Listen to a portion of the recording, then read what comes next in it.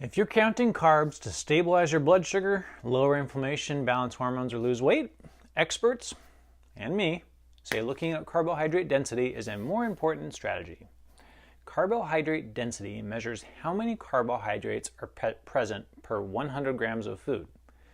Low carb density foods don't raise your risk of chronic disease. Research shows that eliminating dense carbohydrates from your diet improves health, prevents disease, and can even improve periodontal disease. While many diets focus on how many calories or how many grams of carbohydrates you should eat per day, the carb density diet instead focuses on how many grams of carbohydrates are in a food once you subtract the fiber. Ideally, you want to eat foods under 23% carb density. Most importantly, avoid carb-dense foods. Foods with low carb density include meats, vegetables, fruits, and whole nuts. Sounds a lot like a paleo-type diet, right? It's because it is. High-density carbs include flours, sugars, breads, chips, rice, cakes, granola bars, french fries, popcorn, and other fast foods and processed foods. In a nutshell, if it has been processed, it's going to be more carb dense.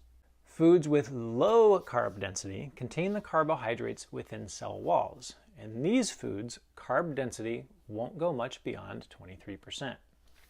In the foods that are carb dense, however, such as flours, sugars, and processed grains, modern processing breaks apart the cell walls so that the carbs are much more concentrated and abundant and hit the bloodstream more quickly, shooting your sugar levels up.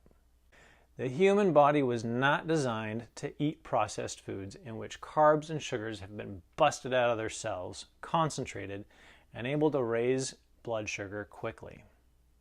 Carb-dense foods overwhelm the body's cells with too much glucose all at once.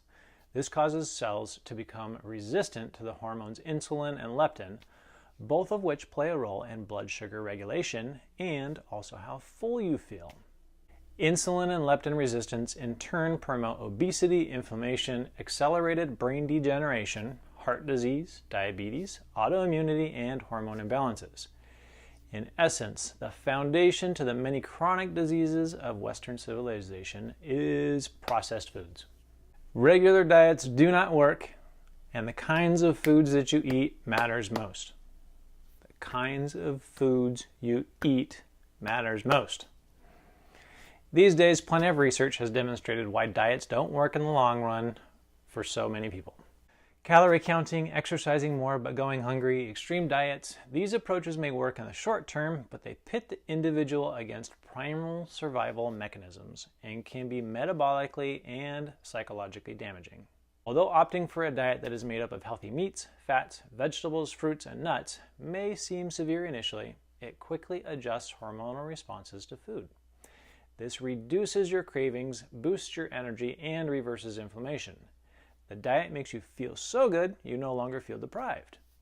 You may also find processed foods make you feel terrible, and they start to lose their appeal.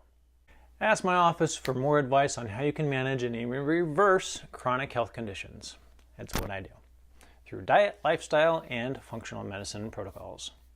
So don't be so dense, or don't eat so dense. I'm Dr. Craig Mortensen. Be healthy, be happy.